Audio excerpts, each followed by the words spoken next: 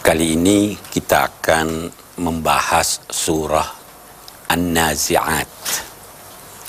Ada juga yang menamainya surah Wan-Nazi'at, seperti ada juga yang menamainya surah At-Tammah, karena kata At-Tammah ada di sini. Mari kita lihat ayat-ayatnya yang pertama.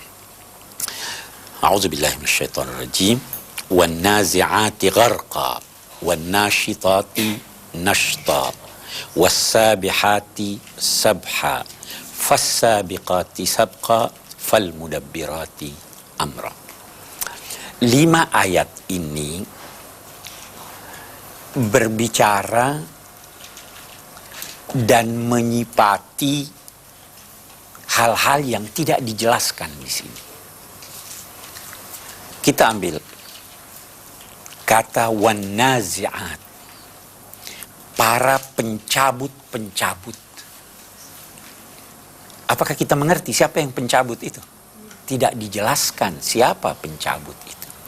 Allah hanya berfirman, demi pencabut-pencabut yang mencabut dari dalam. Gharqa itu artinya sesuatu yang sangat dalam. Itu sebabnya orang yang tenggelam dinamai ghariq. Tenggelam itu karena dia berada. Nah, wan-nazi'at, pencabut-pencabut yang mencabut dari mana? Dari kedalaman, seakan-akan dari akar-akarnya. Wan-nazi'ati gharqa. Baru wan-nashitati nashta. Kata an-nashitat diperselisihkan oleh ulama maknanya. Ada yang berkata terambil dari kata nashitat. Kalau saya menurunkan timba ke sumur, waktu saya mengangkat itu namanya nasyitah. Jadi mengangkat dengan lemah lembut.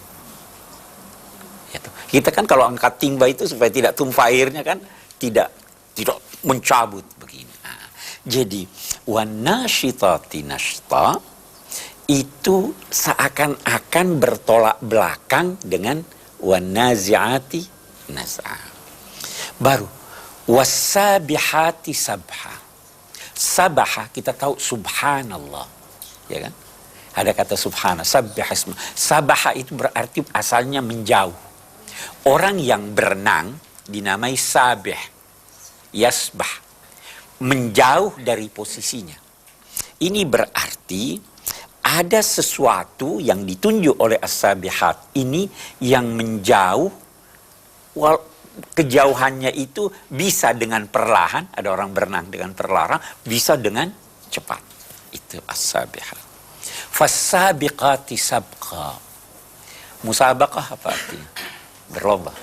Musabaqah tidak. As-sabiqat, orang yang berlomba atau sesuatu yang berlomba sehingga mendahului yang lain. Fal mudabbirati amra, lalu atau maka mudabbir itu berarti pengatur urusan. Nah, karena tidak dijelaskannya di sini siapa yang dimaksud dengan pencabut dengan keras atau dengan lemah lembut, timbullah perbedaan pendapat ulama menyangkut ayat ini. Pada umumnya berpendapat bahwa kelima ayat ini itu menguraikan tentang sifat atau pekerjaan malaikat-malaikat. Nah, wan-nazi'ati naz'a, malaikat-malaikat yang mencabut ruh dengan keras. Siapa itu yang dicabut rohnya dengan keras?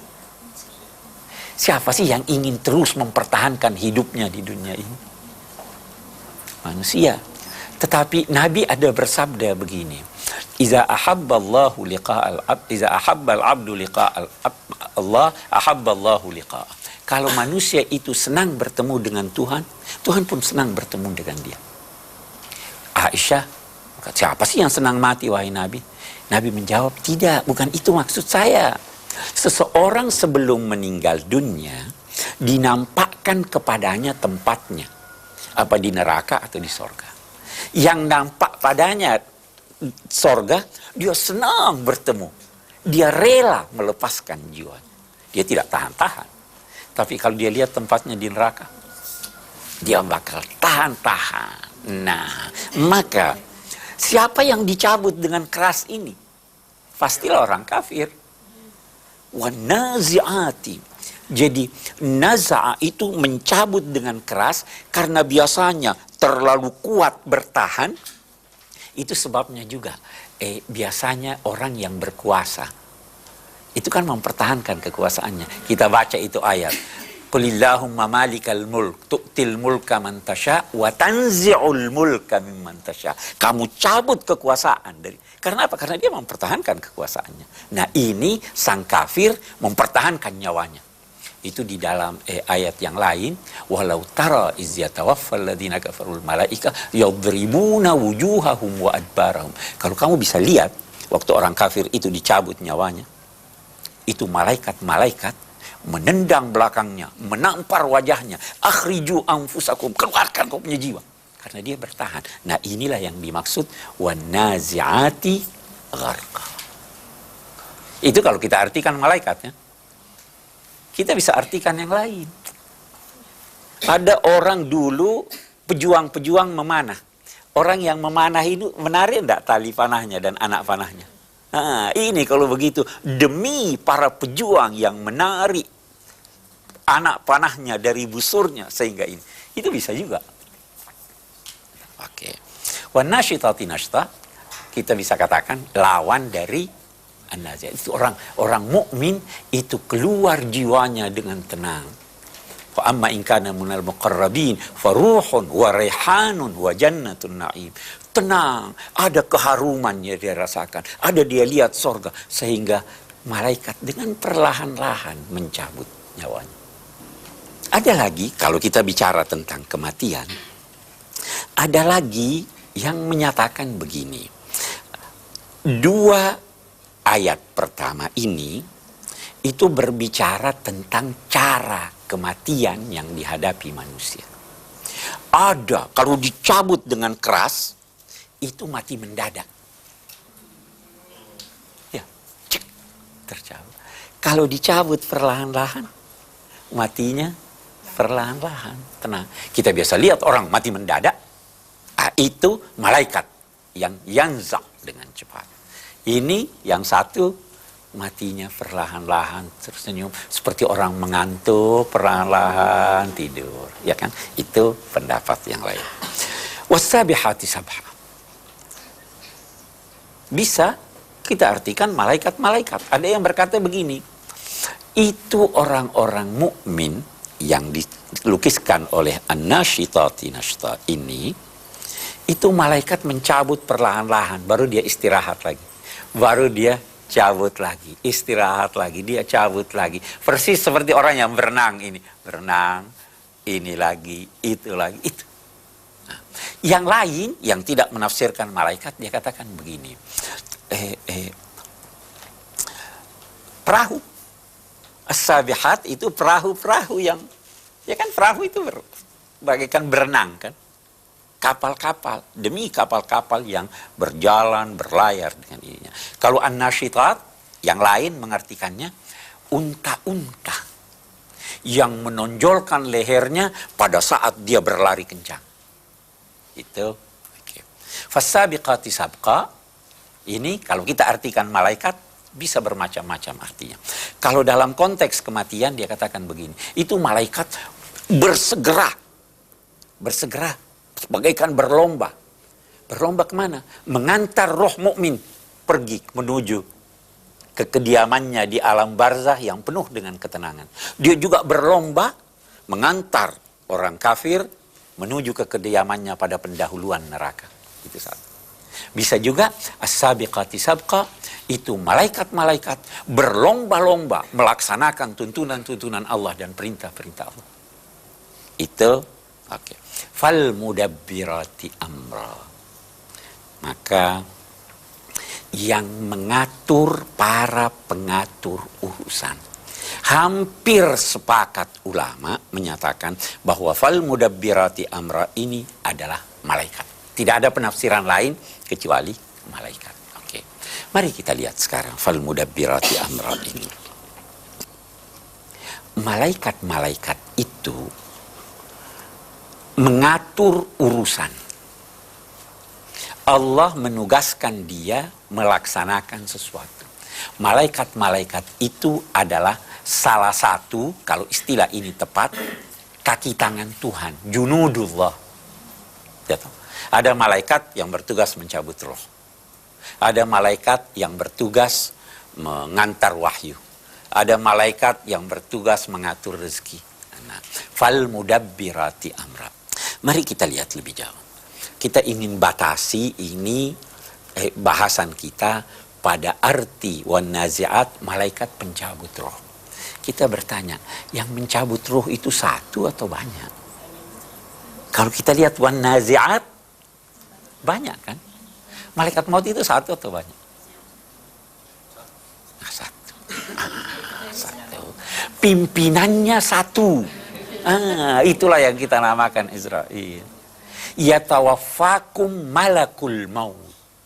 Diwafatkan oleh malaikat. Nah, malaikat itu jamak atau tunggal? Dalam bahasa Indonesia dia tunggal. Tetapi dalam bahasa Arab itu jamak. Ulama itu tunggal atau jamak? Jamak. Dalam bahasa Indonesia, Pak, itu ulama satu. Enggak, malaikat itu banyak. Tunggalnya malak. Malak itu terambil dari kata alakah. Alaka itu berarti mengutus. Ya.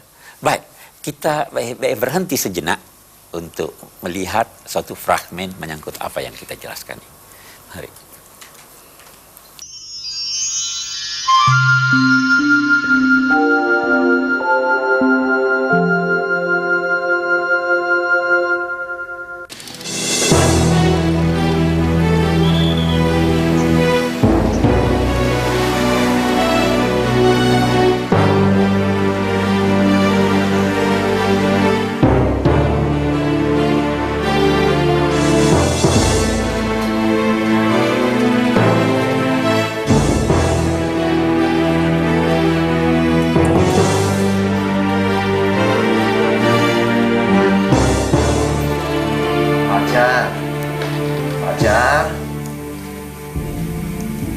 Iya ya, kabari kakakmu Najib.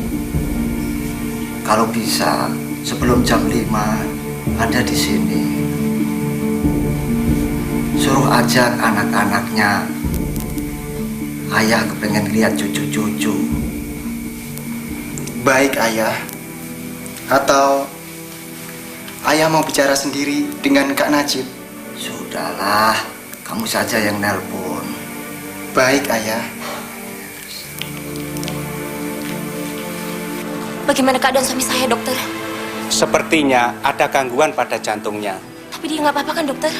Wah, saya belum bisa menjawab sekarang, Bu. Kami akan melakukan diagnosa lebih mendalam. Setelah itu, kami akan melakukan terapi sebagaimana mestinya. Lalu bagaimana, dokter? Saya sebagai seorang dokter berusaha semaksimal mungkin untuk menyelamatkan suami ibu.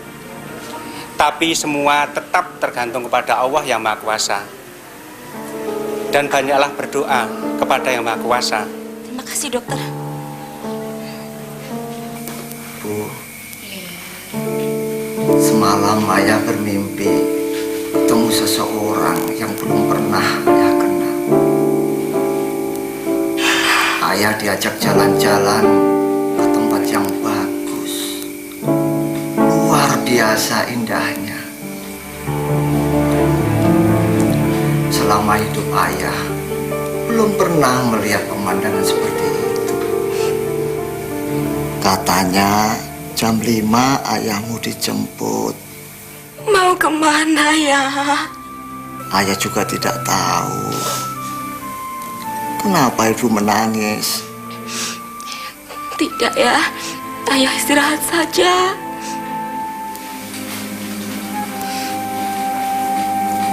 Ayah, tadi Fajar sudah bicara dengan Kak Najib. Tapi katanya hari ini dia belum bisa datang. Tapi Kak Najib titip salam buat ayah. Waalaikumsalam. Ya sudahlah, biarkan dia bekerja untuk cari nafkah buat keluarganya.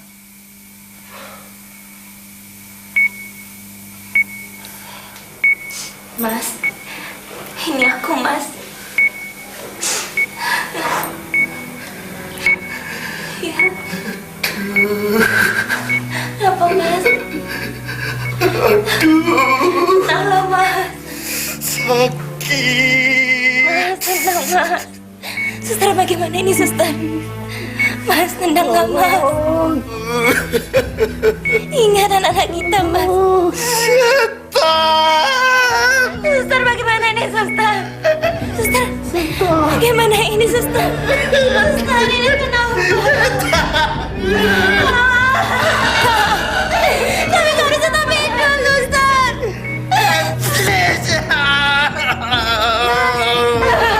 Suster, bagaimana ini, Suster? Kami harus tetap hidup, Suster. Tidak. Kami harus tetap hidup, Suster. Kami harus tetap hidup, Suster. Kami harus tetap hidup, Suster. Kami harus tetap hidup, Suster. Sudah tidak bisa tertolong lagi. Tidak. Kami harus tetap hidup, Suster. Kami harus tetap hidup, Suster. Bu, rasanya ayah sudah tidak kuat lagi. Sekarang sudah jam 5.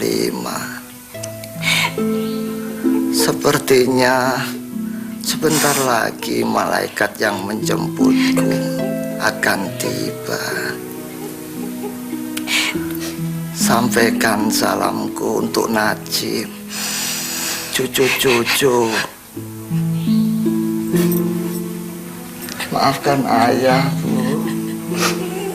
Maafkan ayah, Fajar. Sama-sama ya. Ibu juga minta maaf. Ibu juga minta maaf ya.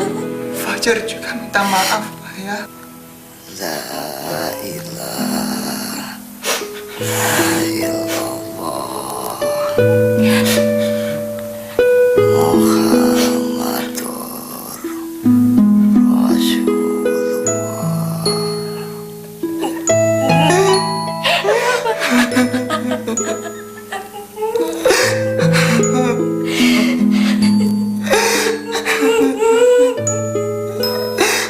Inna lillahi wa inna ilaihi raji'un. Ngeri juga ya aku lihat pasien tadi. Ngerti mana maksud kamu? Orang mau meninggal kan begitu. Ngomongnya nggak karu-karuan. Lidahnya keluar dan matanya melotot. Ih, ngeri aku lihatnya. Kamu tahu nggak siapa orang itu? Makanya kalian itu sering baca koran. Pasien kamu itu kan namanya Hendra. Dia itu seorang koruptor kelas kakap. Dia sering menggelapkan uang negara, bahkan uang kita juga. Oh, pantesan. Kalau ceritaku lain lagi tentang pasienku. Tadi aku lihat pasienku waktu lagi nazar. Kondisinya damai, sejuk, tidak ada tangis. Malahan sebelum beliau meninggal, beliau sempat mengucap kalimat thayyibah. Enak banget ya meninggalnya. Siapa sih dia? Namanya Pak Hasan. Beliau itu seorang pengusaha kaya, rajin beribadah, penderma, suka menolong banyak orang. Malahan dia juga ikut membantu mendanai pembangunan masjid yang letaknya dekat rumahnya yang megah itu. Makanya kalian tuh jadi orang yang baik dan bijak. Apa yang kita tanam sekarang, kelak kita juga kan yang akan menuainya. Iya nggak, iya nggak?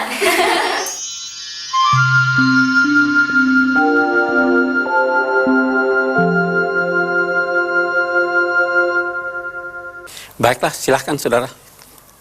Baik, dari tayangan Prahmen yang sama-sama telah kita simak tadi, ada dua hal yang bisa saya tangkap. Yang pertama, bahwa amal perbuatan seseorang itu akan mempengaruhi tata cara malaikat mencabut nyawa seseorang itu. Itu yang pertama. Dan yang kedua,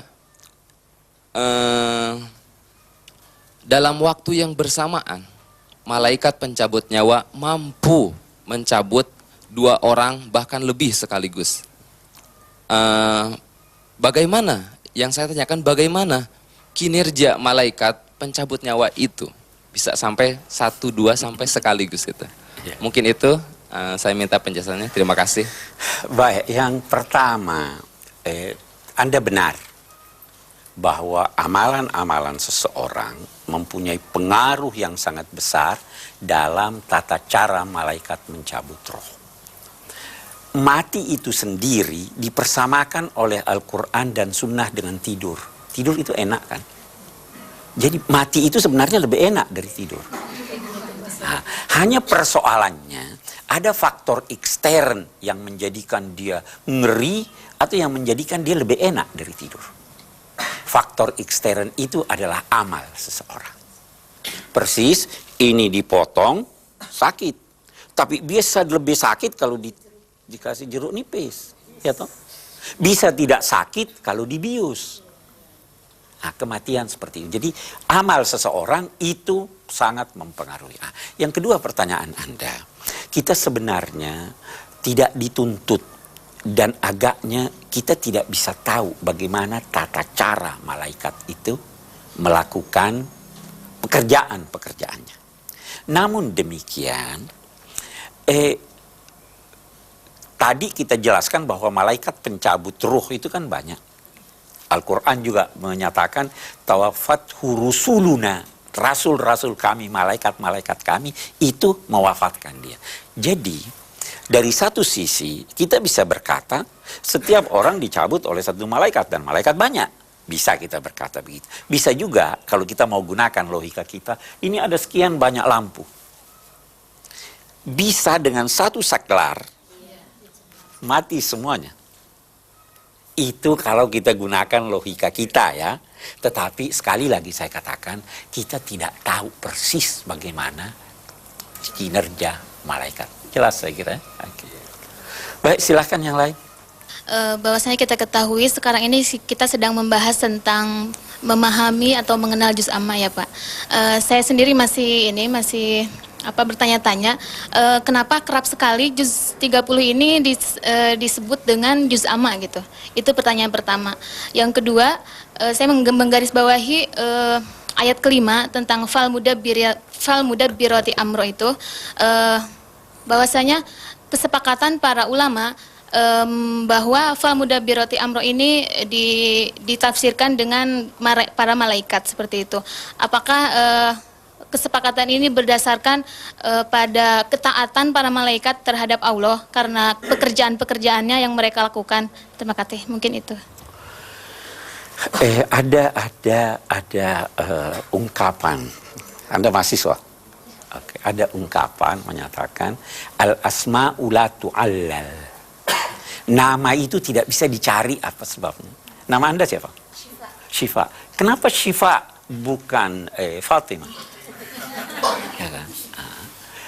Ini ulama-ulama menamai kumpulan dari ayat mulai surah An-Naba sampai Qul a'udzu birabbin nas, menamainya dengan nama kata pertama pada awal surah ini.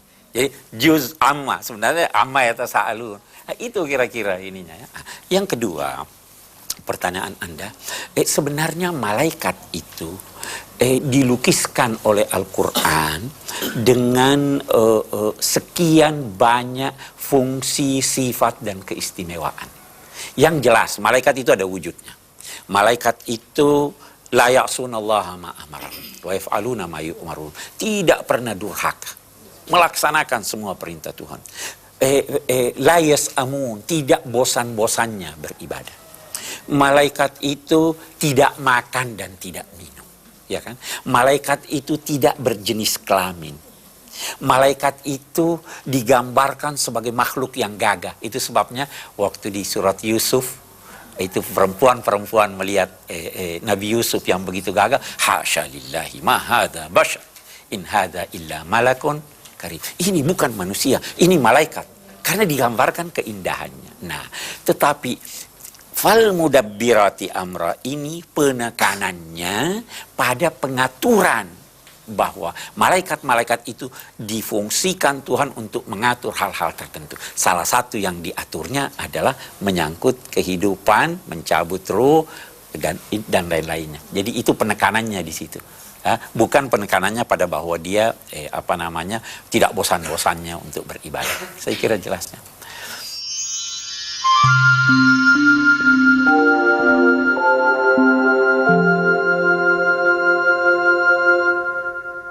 Berbahagialah orang yang saat kematiannya diperlihatkan suasana surga sebagai tempat singgah terakhirnya. Begitu pula sebaliknya, celakalah orang-orang yang di saat kematiannya diperlihatkan kedahsyatan neraka sebagai tempat akhir kehidupan mereka. Pemirsa, meski Allah telah membentangkan informasi tentang kedatangan hari kiamat dengan bukti-bukti yang akan terjadi, misalnya kebangkitan manusia dari alam kubur, tetap saja orang kafir masih meragukan berita tersebut. Untuk lebih jelasnya kembali kami ajak Anda untuk menyimak uraian dari Ustadz Quraisy Shihab. Ayat selanjutnya itu yauma tarjufur rajifah tatba'uha radifah qulubun yauma idzin wajifah absaruha khasyah. Sebelum kita lanjut, kita katakan wan nazi'ati gharqa, Allah bersumpah demi, ya kan, malaikat-malaikat yang mencabut ruh. Ada istilah jawabul qasam.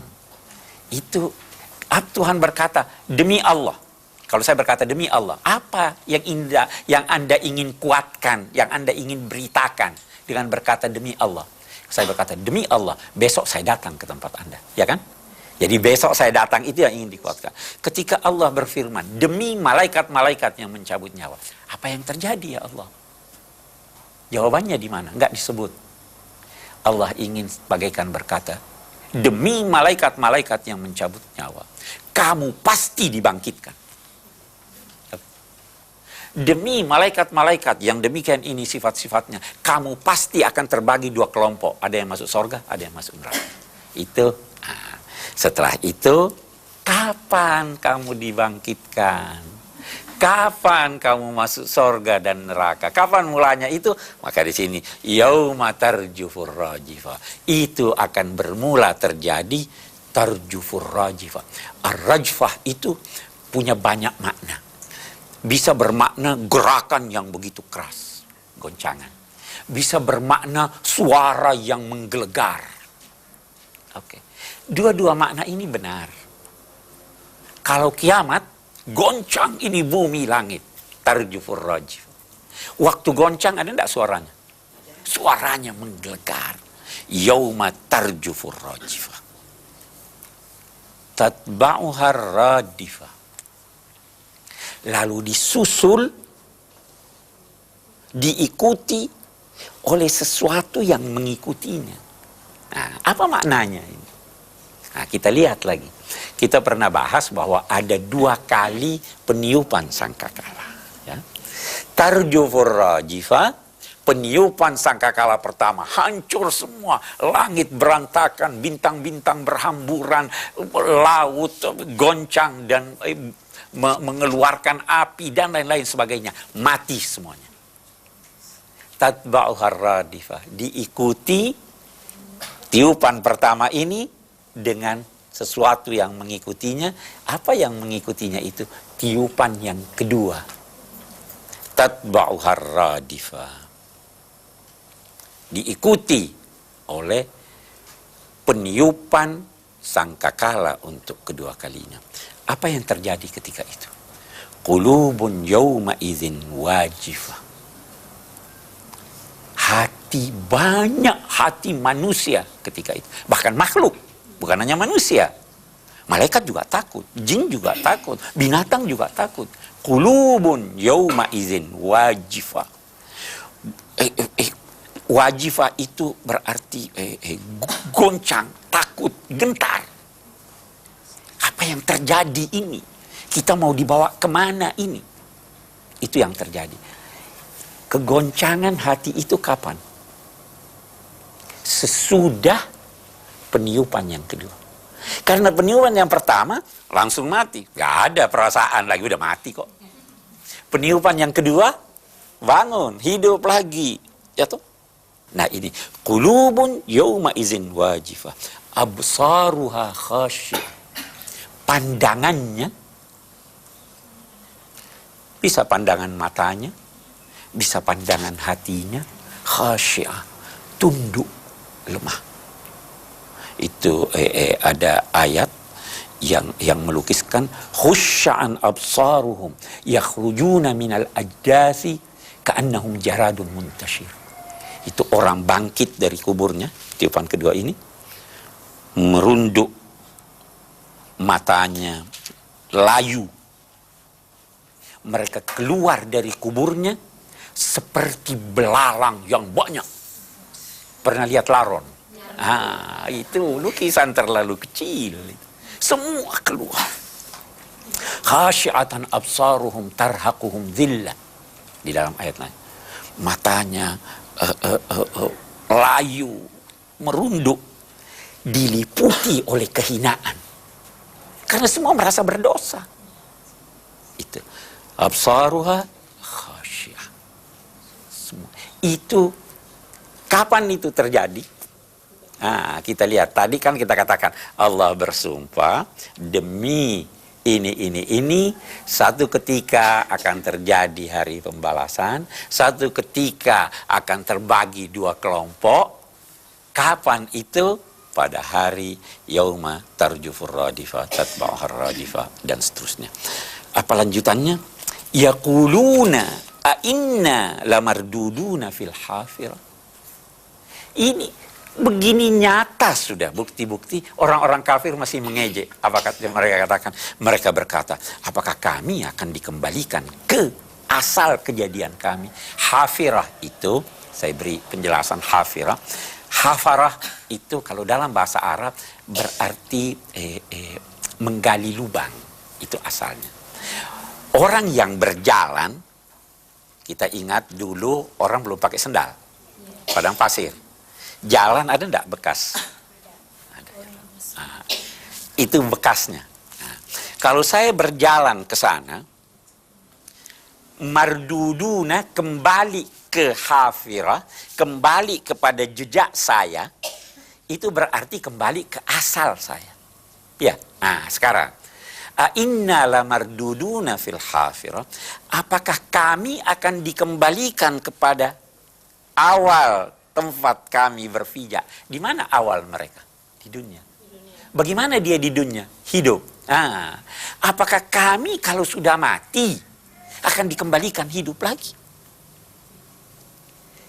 Itu kata kaum musyrik. Idza kunna 'idzaman nakhira. Apakah kalau kami sudah menjadi izam itu tulang-tulang? Nakhirah itu artinya lapuk.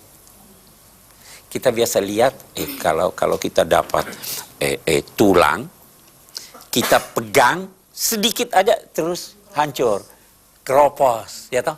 Itu namanya nakhirah. Ada juga yang baca nakhirah. Idza kunna 'idzaman nakhirah, apakah kalau kita sudah menjadi tulang belulang yang lapuk, yang hancur, kita masih bisa dikembalikan oleh Tuhan hidup? Baru mereka mengejek, qalu tilka idzan karratun khasirah. Kalau memang begitu, yang demikian itu adalah pengembalian yang merugikan kami. Saya ingin jelaskan ini maksudnya. Itu kaum musyrik ngejek. Ya kalau memang begitu ya kami rugi. Padahal sebenarnya hatinya nggak percaya. Kalau memang kami kembali lagi, itu kalau begitu rugi benar kami ya. Nah, itu kan, itu sebenarnya bukan karena percaya, tapi karena mereka mengejek. Qalu tilka idzan karratun khasirah. Itu adalah pengembalian yang merugikan kami. Waduh, kalau memang kami hidup lagi ya benar-benar kami rugi ya. Sebenarnya tidak. Mereka tidak percaya bahwa rugi. Walaupun pada hakikatnya mereka itu merugi. Nah, maka Allah menjawab. Bagaimana jawaban Tuhan? Hei, jangan duga itu sulit bagi kamu.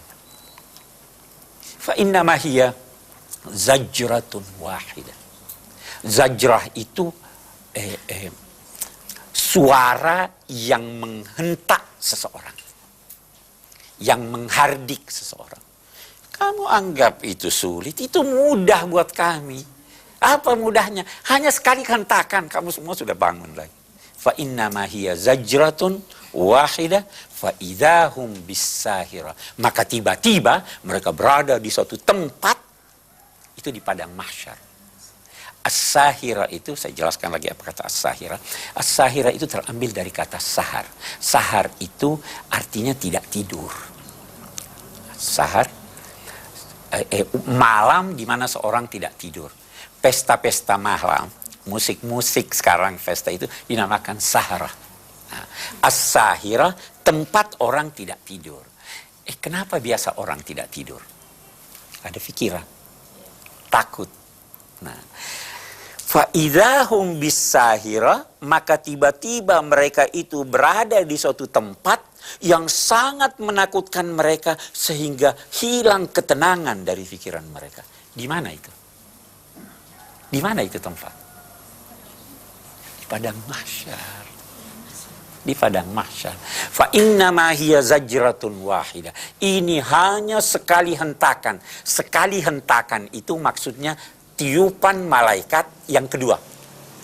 Tiup trompet, tiba-tiba serta-merta semua berjalan dengan cepat dari kuburnya dan berkumpul di as-sahira, di suatu tempat padang mahsyar yang menjadikan mereka itu tidak tenang dan dipenuhi ketakutan sampai digambarkan seakan-akan tidak bisa tidur. Saya kira itu. Baik, kita cukupkan sampai di sini. Silahkan yang mau bertanya.